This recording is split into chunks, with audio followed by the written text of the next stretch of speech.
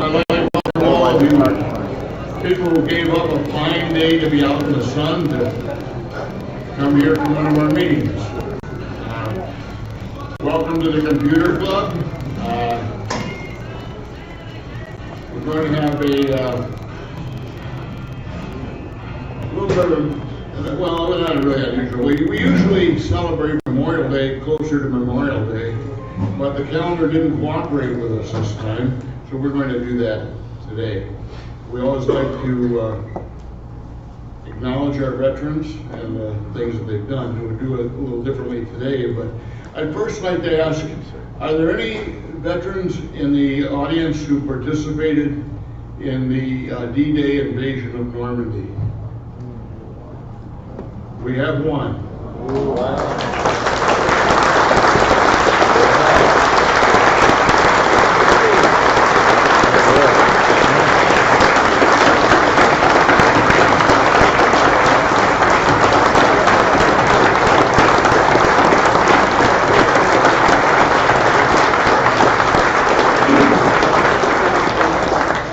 The world thanks you for your service on that day.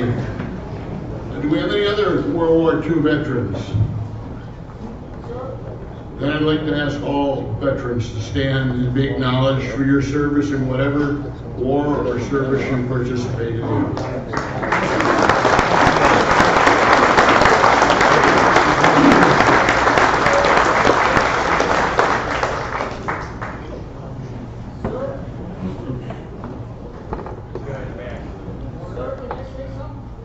Yes.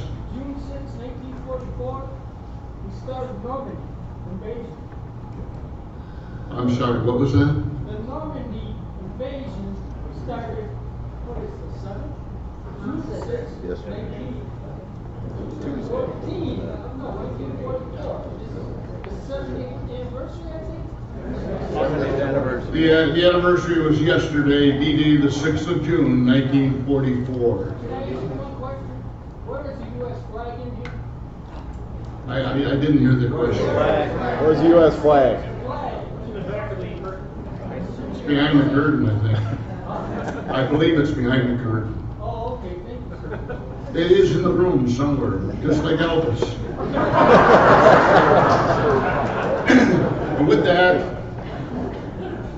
I'd like to acknowledge D-Day, a great undertaking.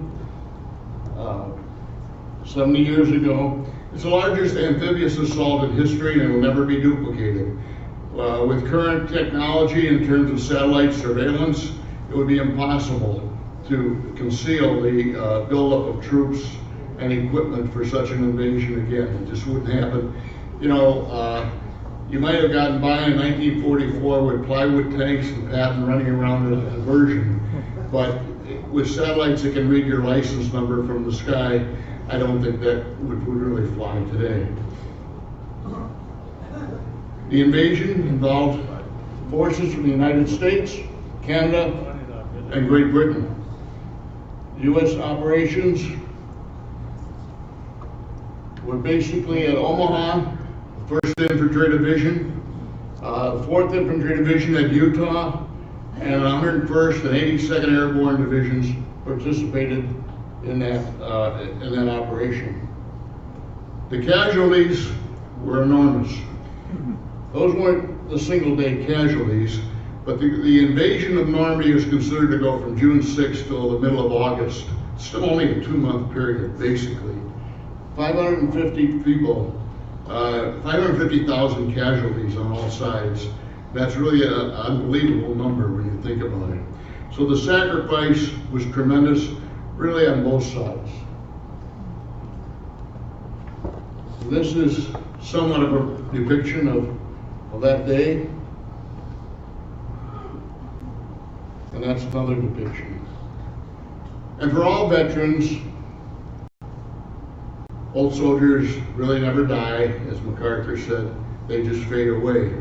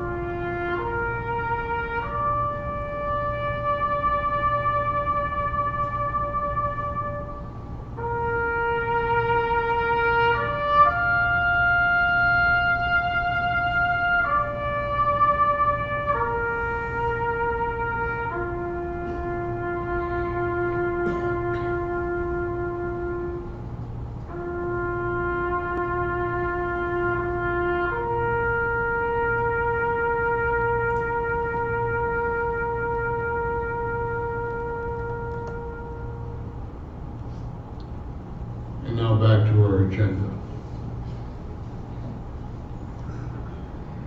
A treasurer's report. As you can see, we are again solvent. Obviously, we're a little more solvent now because we've had an influx of dues for next year. This is a period where we do end up peaking on revenue.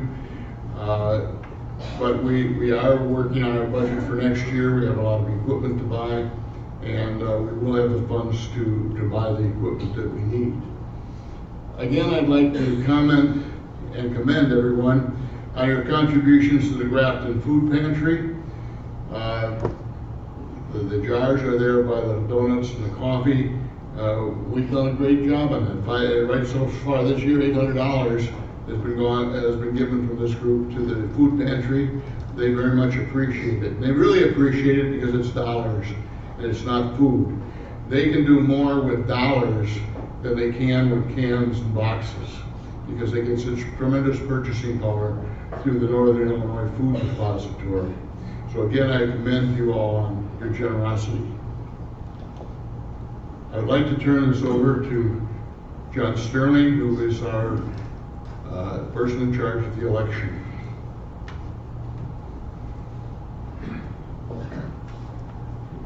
Last month I told you all that the current officers are willing to serve again this year if they're elected.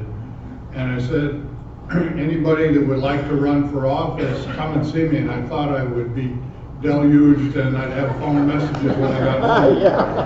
But it turns out that wasn't the case.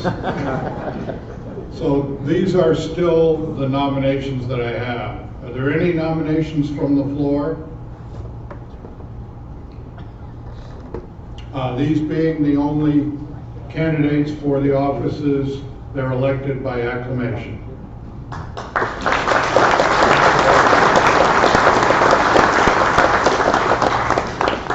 Thank you.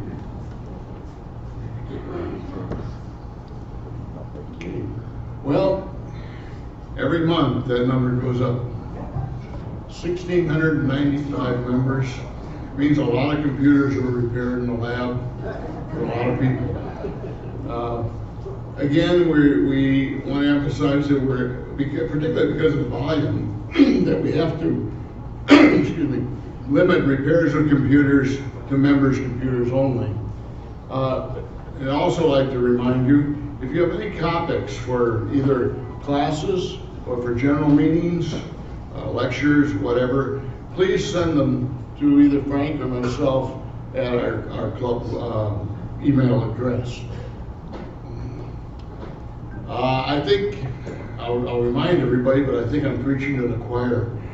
The renewals through June 30th are $5. After June 30th, that means July 1. Because we have had people come in and say, well, it's close to June 30. No, it's July 1, it's July 1.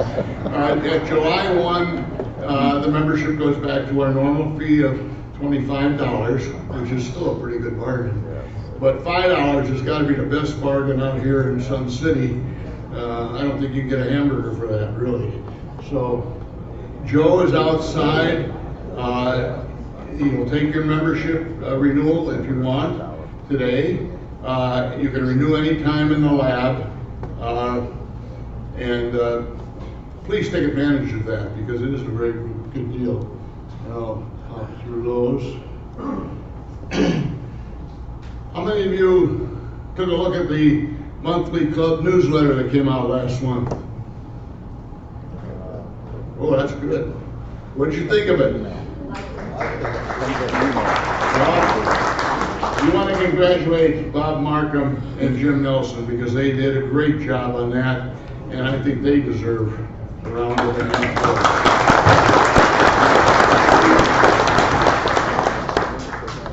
That's the good news.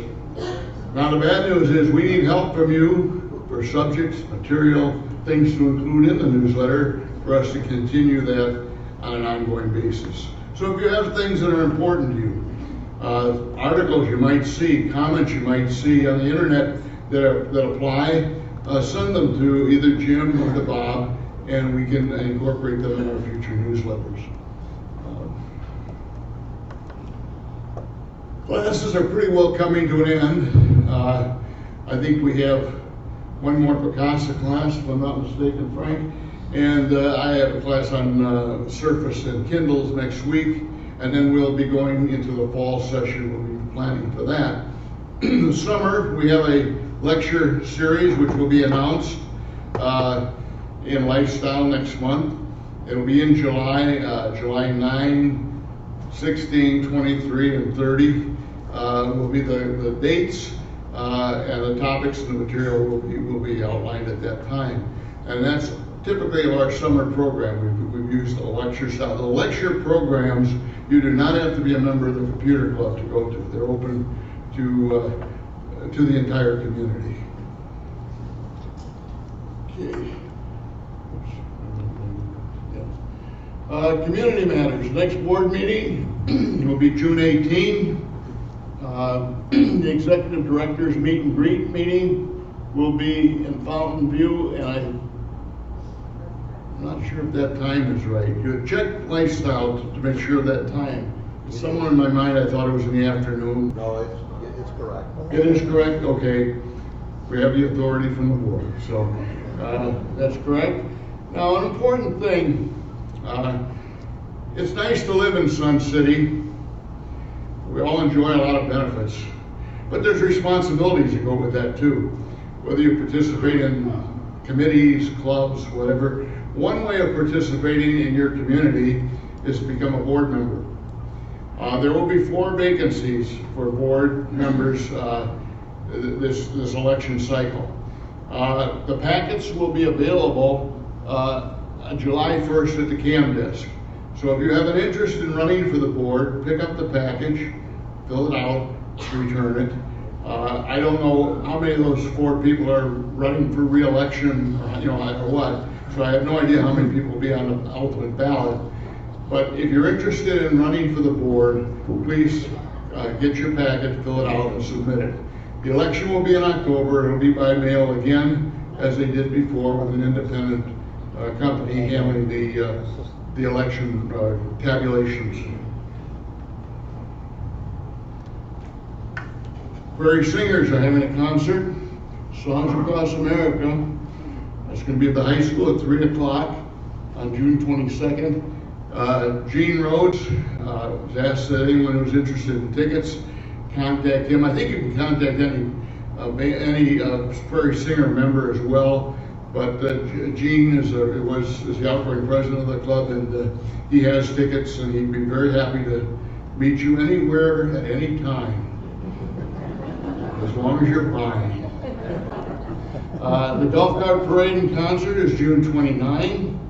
Grandma and Grandpa and me have a fishing outing at Wildflower Lake on June 18th. You can contact them if you're interested, if you have grandchildren. This is for grandchildren, it's not for you. You can't fish, it's got to be for the kids. The Feeling Great Expo, Walk and Expo will be next Saturday, June 14th. 21st, I'm corrected, okay? And that will take over the building here. There'll be a lot of vendors and what have you. There'll also be the walk program. That's also in Lifestyle, and you can pick up on the details on that. I think you have, Bill, is it a week to sign up and get a t-shirt size correctly or something? Probably getting close now, yeah. Yeah, if you want to sign up and get your t-shirt the right size, you want to sign up as quickly as you can. The Garden Club is going to have a walk on June 21st also, because I know they're on the same day, because that came up at the President's Council meeting. Important community matter is the Great Kewaukee River Bridge. That project is now, last month we talked about that as a kind of a forewarning. Well, Monday it's here. So you're not going to get into town going Hemmer Road and out to Main Street after Monday morning. McHenry has released a statement on this, what they're going to, the actual schedule, but according to their schedule, this will be done on August 8th. Now, I'm not saying that they're always on time. but that's the schedule and that's the plan. But you should be aware that this detour is pretty, the detour is basically going up to 176 and over to 47. We're going to 47. I mean, it is a pretty roundabout way of getting anywhere. So it would be, I think it would behoove you to think about this, and probably if you're going virtually anywhere, you want to go out Delaware Boulevard to 47 or Kreutzer Road to 47 or something like that. Because once you get on Marengo Road, the next stop is the Wild West town.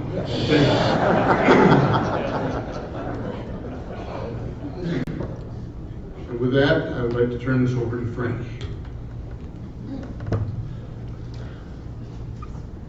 Okay, how many people here have used Picasa?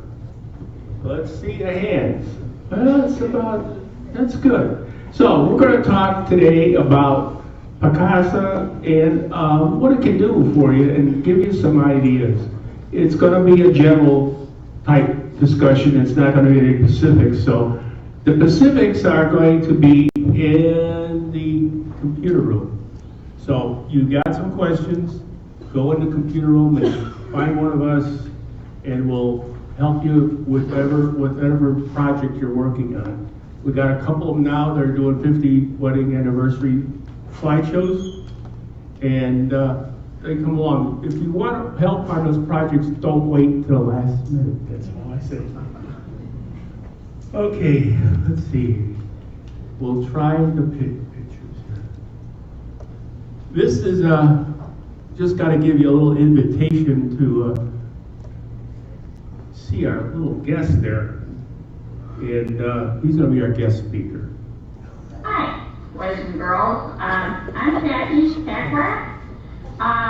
We're from Utah, you know, and I know there's a few of you out there. Maybe some of you are out there. You know, we Packrats are nocturnal. And I've come around, I admit I sneak around at night, and I look into your garages, woo, oh my goodness, there's boxes out there, you know, yeah, photos, and you know, you all have to just come in, and we'll show you how to change your ways. It's time to stop being the pack rat, if you get my drift. And remember, scan and throw out. Okay, that is a little repeat from way back when we had a slideshow on scanning. But Picasa is very big in scanning. It gives you the ability to fix your pictures, recrop them, and make them really into good pictures. So we got a new scanner now that's really good. All reports have been no streaking, no marks on the pictures, and fast. So you can do 1,000 pictures in an hour. So bring them in and scan your old and throw out the pictures. If you don't need more, give them away. We don't need to have a whole collection to collect more mold and black spots on them, stick together. They're pretty useless when they get that way. So let's then, before we get into Picasa, think of what you should do to make the best pictures you can. First thing, the camera should be set for the largest pixel size. If you don't know what I mean, see me. The pixels should be set for maximum. And normally the maximum pixel size is best if you say, I don't want it to take HD style pictures. Usually you get more pixels, and you can shift the picture up and down to make your picture in the format for high definition TVs. Set the date correct on the camera. Picasa uses the date for how it displays your pictures in the order, and if you have the date wrong, your pictures will be stored wrong. So be sure the date is stored right. It doesn't really matter if you change the date when you travel, but if you go overseas, it tends to make it easier if there is the current date and the current time. It's debatable, but it makes it easier. So if you're really a fanatic, set the date correctly on the time. But for the rest of us that are not quite that fanatic, just set it to your home time correct. Turn off the date so it doesn't display on a picture. You know, it sits down in the bottom corner, down here in the little spot. If you have a camera that turns that on, be sure you turn that off, because every picture you take has the date already embedded in the photograph. So there's no sense of having it in there twice.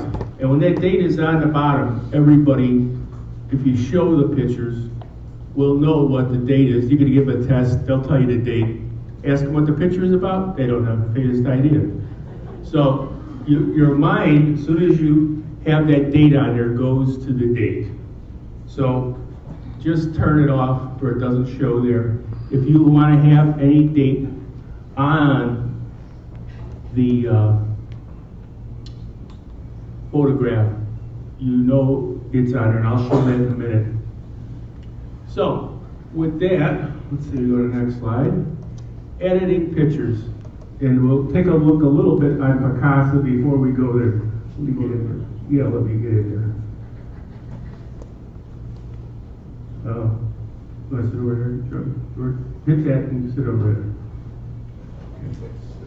Okay, this is just going to be a quick overview of Picasa to give you some idea of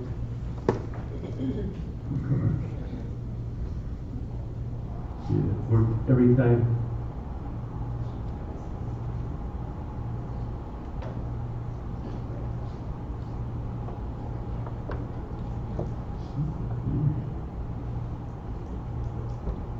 No, we're not going to go to Picasa. Okay. It worked today. Worked every time except now.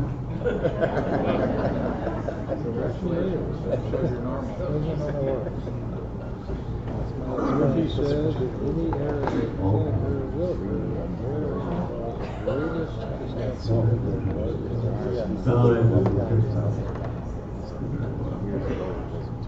be,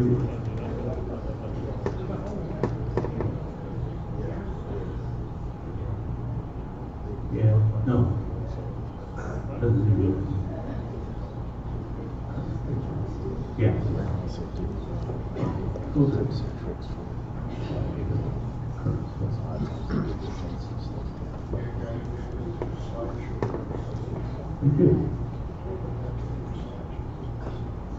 Oh, okay. Okay. Let's go back to the last slide.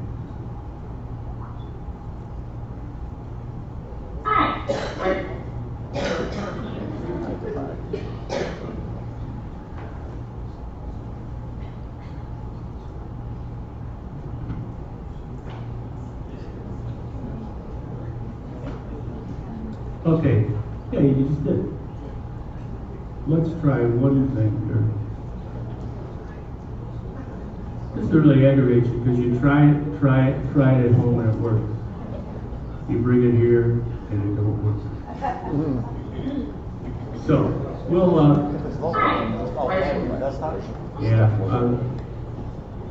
it was working very well. I'm here. Go back in.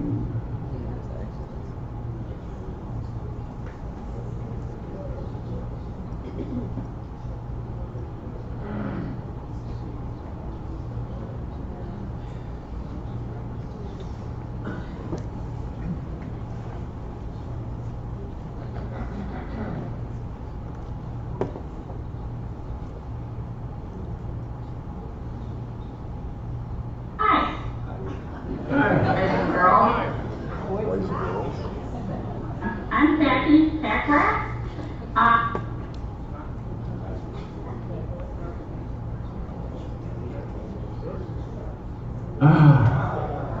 Okay, now, this is what we tried to do, and it works when I reboot it. I don't know what happened. It must have said cancel at one time. Okay, let's take a look at the screen. And this is a general screen in Picasso. There's two screens in there. This is the one you get when you turn it on. It's the screen that we use for editing. To edit a picture, all you do is click and double click on a picture. And now you get the second screen that's in Picasso.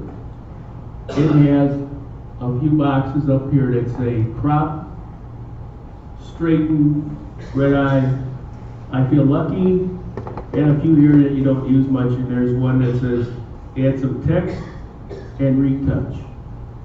So the biggest thing you can do with your photographs is crop and brighten. These pictures are all brightened right, so we can't really give it, there's not really a demonstration. I feel lucky, but that one or this one here will brighten up areas in the face when there is no, when the lighting was taken low. It really is remarkable how well you can bring up the face in a picture. So let's say you want to crop this picture. You just click on crop, and then this will pop up, and you'll have a selection of your different ratios that you're going to crop the picture to. Now this doesn't mean any size, this just means the ratio. So let's say we're going to do it 4:3, which is the standard screen size. And you get a few examples here. You can pick one, and you can move it just by clicking on it, move it around and see if you like it. And then you say apply, and that's how much time it takes to crop a picture. So let's try that. Okay, we got that. We got the basics. So we're going to go back to our slideshow now.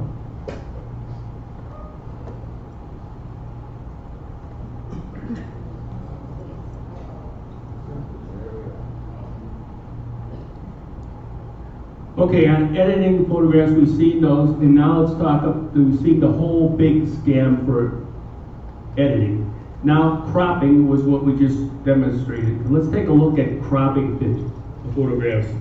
Cropping is a means of making pictures good. And one of the things you can do, why I said in the beginning you want to take your pictures at maximum pixel size, is to get a picture that has lots of pixels so that you can play your own telephoto lens by cropping in a section. All these pictures you're going to see are pictures that have been cropped in and made closer. Just like you were taking a picture out in the field with a telephoto lens. Now you know the problem with a telephoto lens, you got to be still. You click it, you push the camera down, you shake it. So your chances are of getting sharp pictures is less, very much, when you have taken with the telephoto lens. So my contention is just take your pictures and you crop them later. In most cases that will work very well. I have quite a few pictures here to look at. This is a considerable crop. These are all photographs that were cropped tighter to give more definition to the subject matter. So you can see they look just as good. So this is a reason that you want to set your camera to the maximum size it can take and use the camera, take a general picture snapshot, and then make it into something special when you edit it. This which was taken in the other format. It was big, it had a lot of stuff, so I just cut it on the motorhome and the subject up there. The only thing is that car. I'll build it. This one of me out in the Hoover Dam is one that was way back, you know, you wouldn't have been hardly able to recognize me. This one I just threw in for the heck of it. It's cropped too. That's the new bridge that you can drive across if you got really guts. It's really high, and the wall is really low, especially when you're in a motorhome. Yeah, it's really. We were there. We didn't get a chance to go over it yet. It was still being built, but it was going to open a few months later. That will take you around instead of driving across the dam. They don't want you to do that no more. Now, you all think this is a phony picture. I stuck the squirrel in there. Yep. It isn't. It's real. That squirrel crawled up. Again, it's cropped. He crawled up on a rock ledge on a little walkway, stuck his head over it, and I took the picture. Get a better view of him. That was like a bench area along the side of this ravine. The squirrels who were living down below, they would crawl up all day long looking for handouts. But if you want, I got the one picture here, it was really cool. And it wasn't, it's so real, it doesn't look real. Here's one, another cropped one. Now read that closely. You would all think it's real, right? It isn't. That is, I typed that in afterwards, and I need you to say I typed that in afterwards. And that took about 30 seconds, 20 seconds to do. I got the color by putting my cursor on this other bee here, I got the color to make the text. So I used colors in the picture to pick the color that I typed in here. And I think I spent 20 seconds of this figuring out which font looks closer to the ones that were drawn there. So that one I think turned out really well. And it was hot there. It was hot as, you know, what I said. This is another one that's cropped. You know, how do you do a sequoia? You can't take a picture of the tree and have it all in there. But I was fortunate here to get a car parked down here. And by cropping it in, you get the size, the scope of it. You see the car is about half as wide as the tree, and that's about 5 foot. And you could count it's about 320 foot high. So it makes it an interesting shot.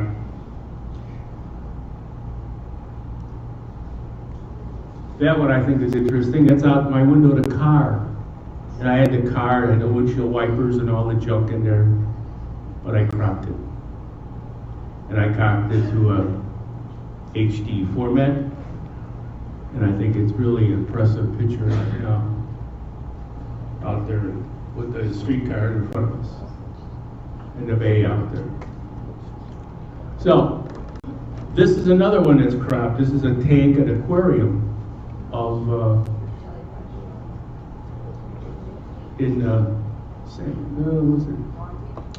I forget which one it is. But this is some jellyfish. Again, cropped.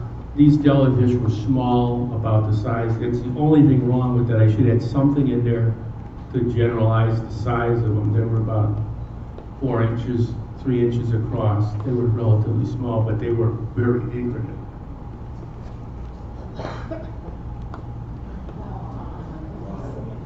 That's again, you know, you go to a zoo, you're not going to get that close. That again is a picture of a tank that's about, you know, at the door. He was swimming out by the door, and it was a 12 meg picture. I was able to crop it like that. And that's all it takes. 10 seconds, 5 seconds to make it from a picture that you look, not much, to one that's got some character and it's really worthwhile having. There's another one that was taken out. in California on a coastline. And there was a road, there's some other junk, some cars over here. Got rid of all that. And he ended up with a picture like that.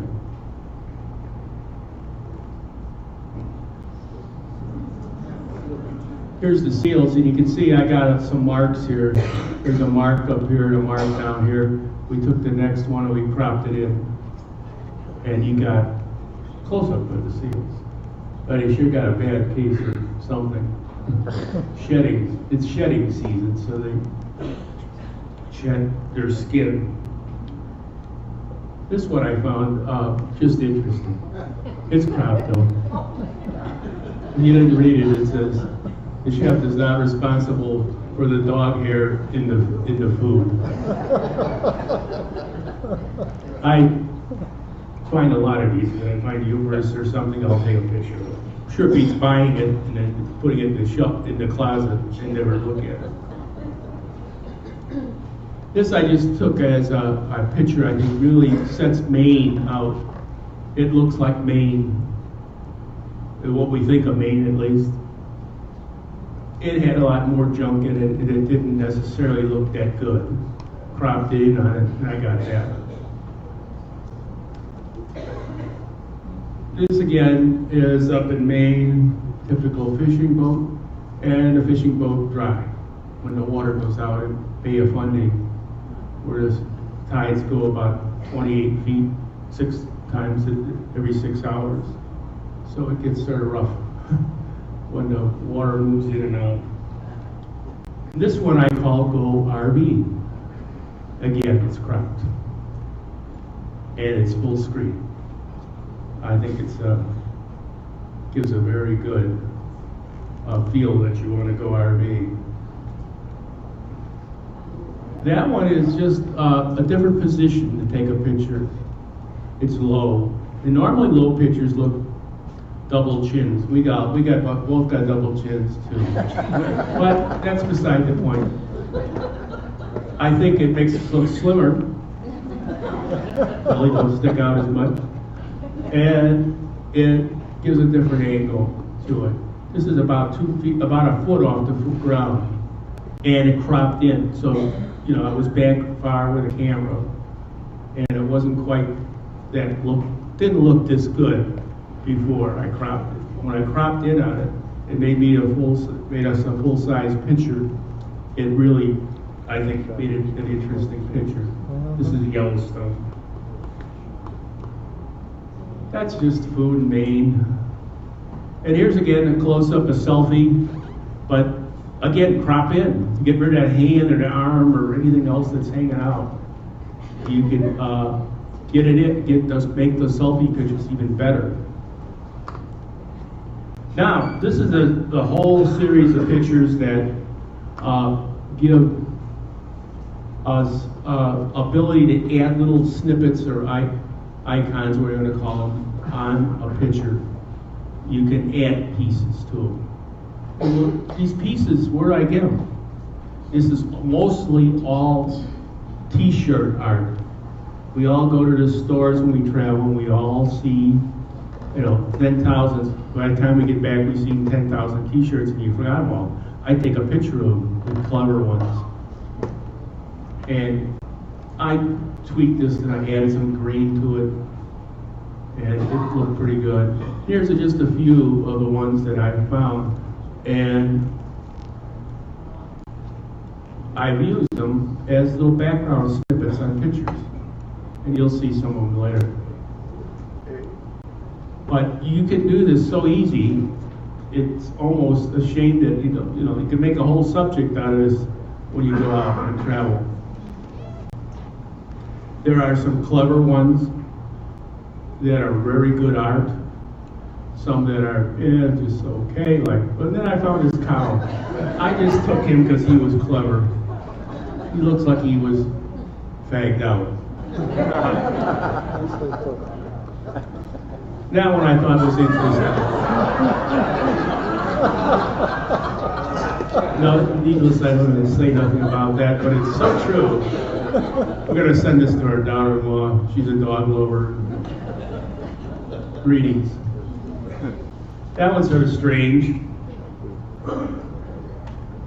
That was one I seen out in Maine. That takes a while. These are just general t-shirt art, and it works out very, very well. You can go crazy. Now, this is another approach. If you are travelers or go out and take any state park, or national park, I should say, as a visitor center of some sort or a ranger station, they all have a stamp like that.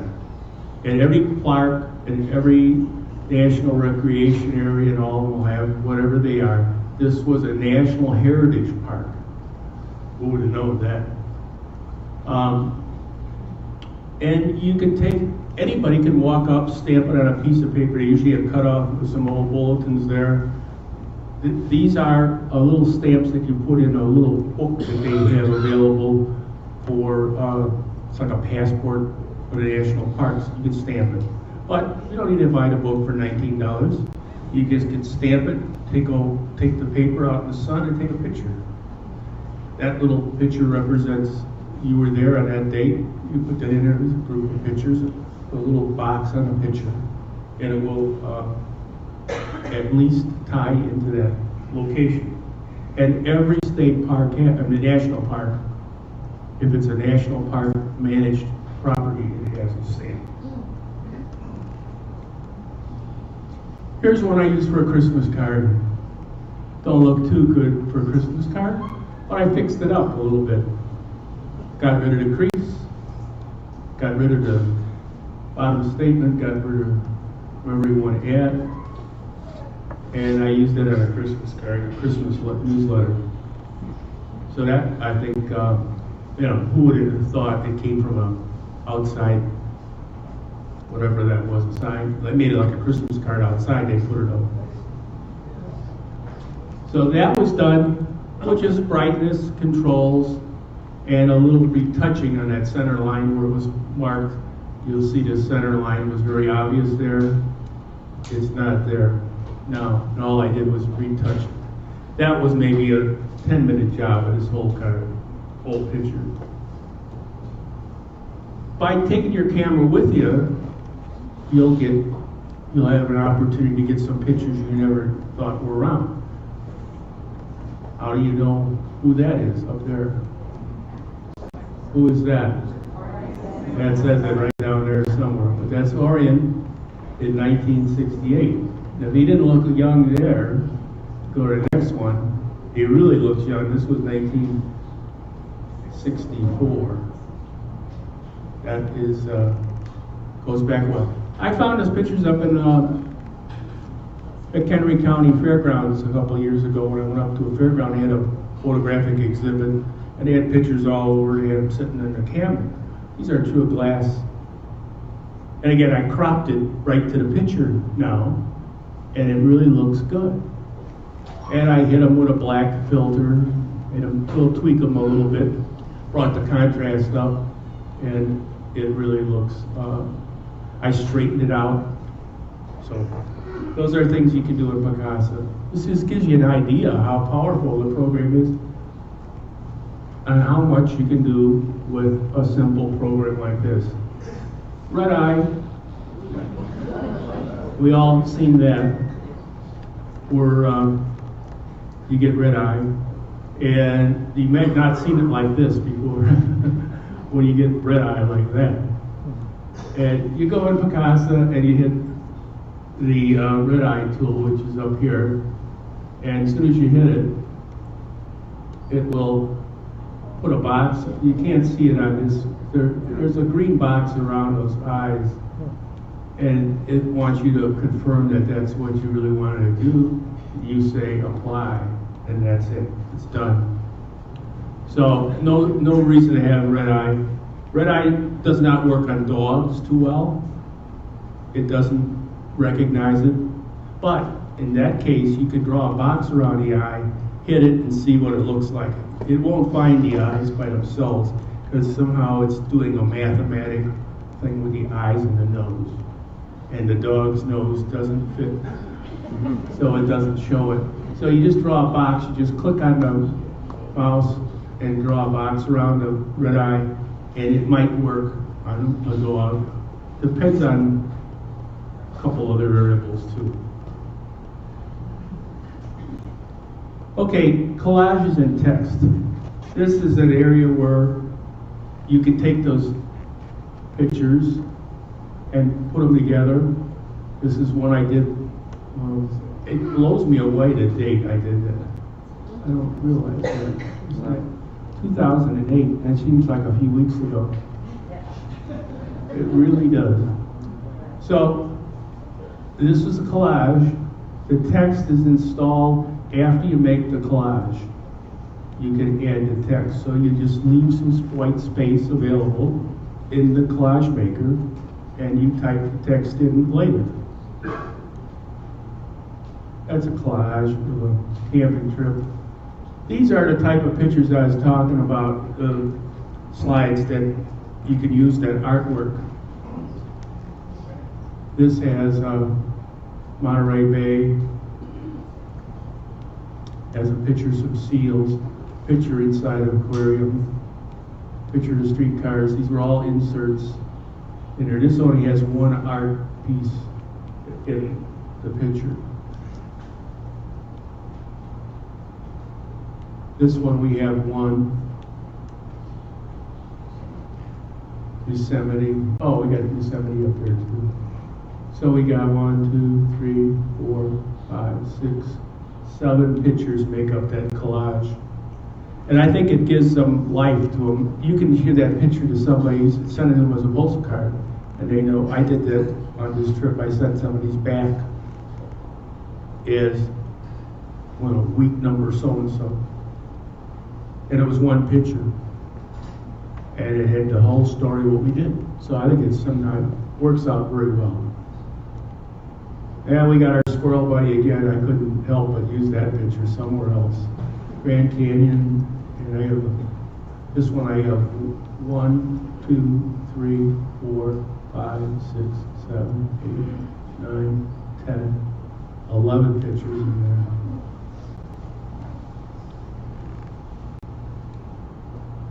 Another, the same thing, about half as many pictures, but we have no little, oh, I have one thing up here, which was a small insert.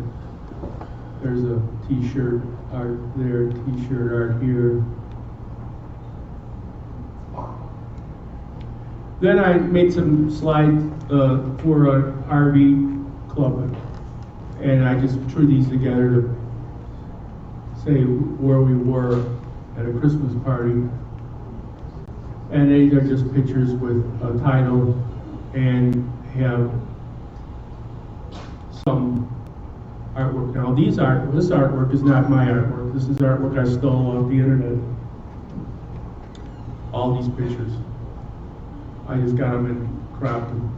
This was another one, a trip we were to host on, and we made, it was a train adventure, railroad adventure, and these were some of the things we did. We went to this museum here, and then we took the train in from the dunes, and recommend that from somebody who's never done it before. I thought it turned out to be a very good trip, except the weather was a little hot, about 105.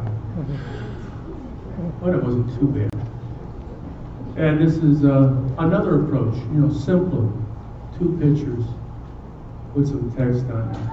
This one I think is pretty good, all internet pictures, and gives us a real feeling for Memphis. And that gives you. Now these pictures, this one here was cropped, and white space was left up here, and nothing was put in there. And I could have changed the color of that background space if I wanted to. And I didn't. I left it white, the simplest, and I just typed the text in there. And I had one picture here, one there, standing up. So, you don't need to spend much time on stuff like this either. It goes, You have to have a mental ability to say, I'm going to spend 20 minutes on the project when you start it, and then finish it. You can also go in there and never be happy. So go into these projects and set a time limit to say, I'm going to get it done in this amount of time. This was a piece that I used for a Christmas letter. You can just notice the two Christmas adorning elements here. And I typed the letter in here, and I typed the rest of the letter in the back. And it looks like a small space, but if you do a 10-point type in here, you get quite a bit of type, and it looked really good. And I used green type, and it looked really good. There was green border on it, all the way around. So that worked out good. And then there's another thing you can do with Picasa, is just make typical notes and bulletins. Somebody wants something. Here's the instructions on how to go to make arrangements for the campground. And I typed this stuff in the text editor, and I stuck this picture in of the computer screen. And it looks like I did a whole lot of work, but I didn't. I just stole the screen, snapped the picture, and we'll show you. It's best to come into the lab on this. How do you do that? How do I get this picture from a screen into this? Use a little program that's given to you with Windows to do it, and you click the button and use the copy command, and there it is. So you never even store the picture in the computer. You just store it to your clipboard. So that is that subject. Another thing we can do is movies. Movies. You can make movies, and you can do some editing and put 2, 3, 4 different clips together. But I just got a little clip in here. This is pictures that I've taken, that I've discovered of my wife. 1946. Color. And I was really surprised that I found that. It was a lot longer than that, but it goes up and down for a while. I thought we'd just see a little bit of the motion. But we can take movie film that you have, 8mm, Super 8, as well as 16mm sound or non-sound film and copy. So with that, we'll go. I want to talk about a few new things. Also, Picasa will be able to make gift CDs, a CD that you can give away to somebody. You go on a trip, you got all your pictures, you just put them in a gift CD, and you can give it to your friend. They get a copy of your original photograph that they can do with what they want, but they also get a CD that plays a slideshow. You also have a backup program built in that'll back up your photographs, and it'll back up Picasa. It has a few extra files that if you do it other ways, you will lose some things, or possibly lose some things if you don't back them up with Picasa's backup. It guarantees that you get all your stuff. Albums. Albums are very powerful. They look like a directory, a folder. They act like a folder. Anything you do to a folder, you can do to an album, except albums are make-believe. So you can have many albums. Photographs can be the same photographs in an album, and you're not duplicating them. All it is a list of the photos that you have in your folders, and it tells the computer, play that one, play this one, play that one, in a proper order in an album. So an album is very efficient. You can have all your grandkids in an album and have another album with your general pictures that were taken at a party. And in the album, in another album, you can have some of the same pictures with other pictures. And it works out very well for grouping pictures together. You can use it for many uses. The other thing you can do is make a DVD to play on your TV. Now that is sort of a device that's going to go away in the next, I don't know, 10 years, 5 years, 3 years, 2 years. DVDs. It's gonna be like this floppy pretty soon. Half your computers you buy today don't have a DVD player or a CD player or a audio player, no player. So it's going to go to wireless presentations from your computer to your big flat screen. Right now you can do it with Picasa if you work at it pretty hard, but I think it's going to change. And how many know what a Chromecast is? Chromecast. That's not too bad. A Chromecast is a device that is a small computer. It looks like a flash drive, and it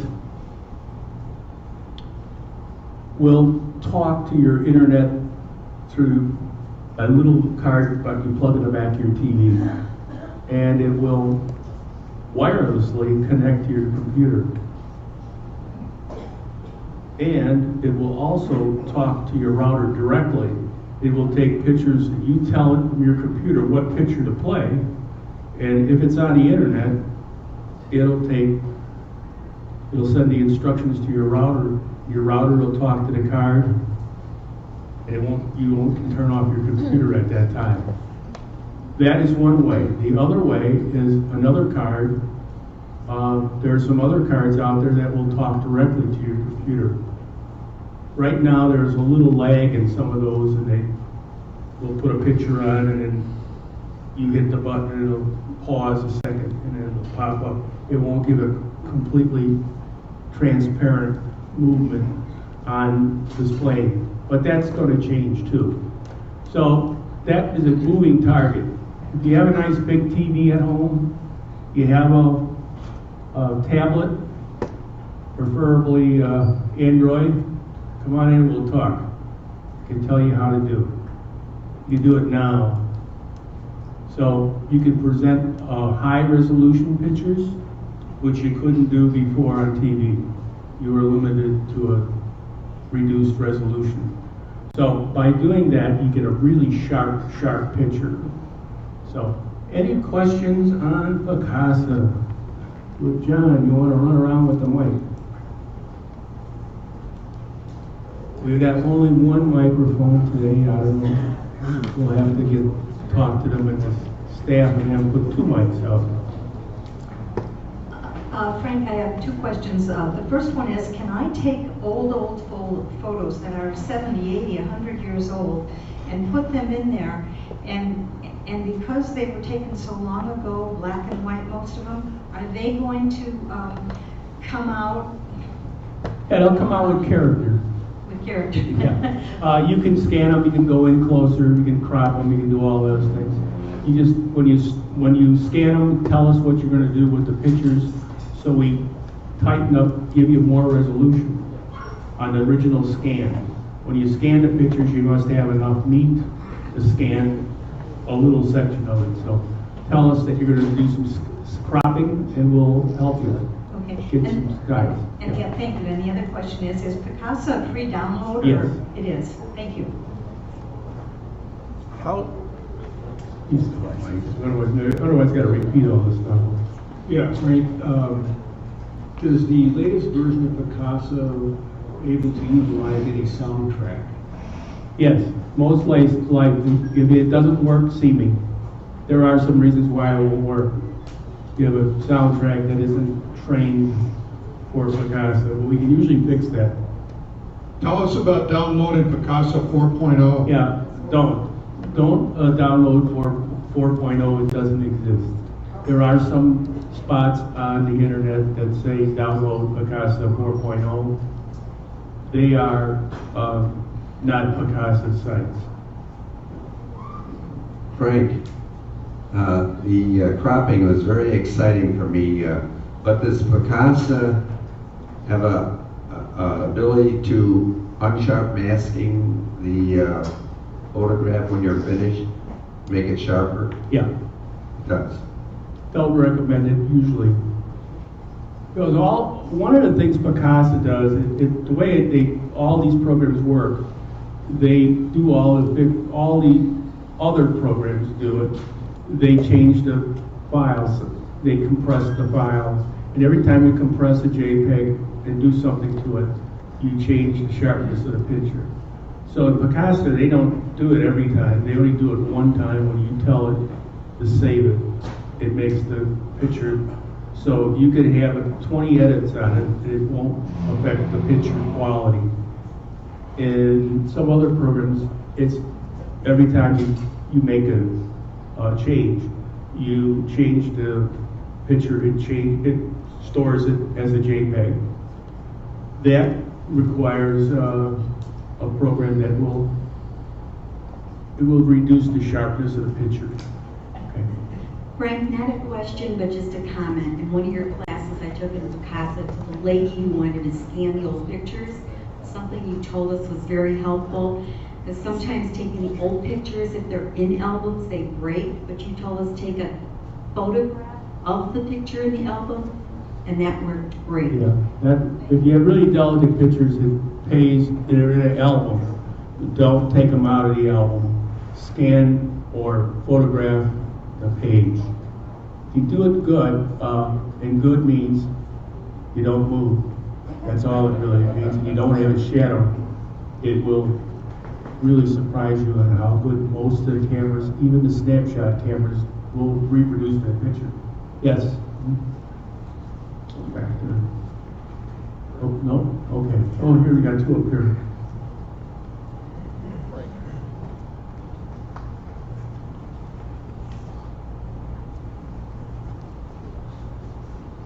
There's a PNG format. Does Picasa handle that and convert it and do all the things? What was that? PNG. Yeah, I think this is. It might need to do something to it. If you have trouble with it, go to its options and check to see that those files are turned on. You can also convert a It can also convert them, yeah. Well, yeah, but picture by picture. Yeah, it takes a while. I'm looking for a rapid way to do it. Yeah, there's a rapid way to do it. Can you tell me a little bit more about converting motion the way you did the copy in Picasa? Yeah, you don't have much editing capability. I think you can turn them right. You can do a few things editing. You can shorten them. You can lengthen them. Shorten 2 or 3 clips, put them together, and they go forward. How do you copy the film though? It's a built-in function. It's relatively easy. You say, when it's all done, you say make a movie, and it makes 1 movie out of 3 movies. But you don't have to project it on a screen and copy it? Or? No. Oh, these, yeah, from original, we project them on a screen, and we take a camera, and we got that set up in the lab. Okay. Okay, got a question back there? Hi, in doing a collage, how do you get the blank space to write your letter? Oh, that's easy. You, one of the collage tools, there's 5 collage tools, or 6 collage tools. There's 6, but the fifth one, or 6th one is not very useful. It just stacks all the pictures on top of each other. Makes some kind of art. And I don't know what kind of art it is. It's all transparent. You get 6 layers, you got 3 pictures, they're all stacked. So you only got 5 tools to pick out which one. But if you pick out the first one, it's called a pile of pictures, and you just move the pictures where you want, like move them all around a white sheet of paper. On those things, come into the lab, we'll help you with them. Any other questions on this? Try yelling it out. Yell it. That's not good. He's gonna have to come back with the mic.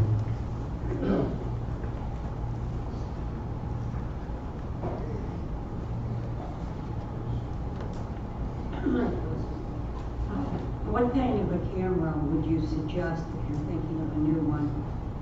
Today, any camera will do you a very good job. The question is, I think most cases you'll get a camera that's about 12 to 15 meg of pixels per picture. That's more than enough. That's good for printing out a picture 20 by 30. So whatever camera you buy will be based on the features that you want. I'm not too big on the telephoto lens capability built in because I crop them afterwards. But I would look at, you know, so you can get in a little closer if you use the photographic lens of your camera to do the cropping and don't go into the digital mode of cropping. In other words, you got about 3x, 4x that you could use on your telephoto lens, and it would make sense. But I wouldn't go anything over 3x normally if you're holding it without a tripod. It will blur. Chances of blurring is very high. Okay, that's about it. I guess I'm getting my time. He's pushing me out.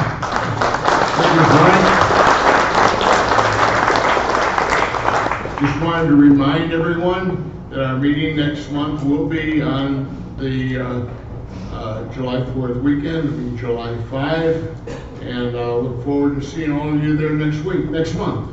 So have a great day.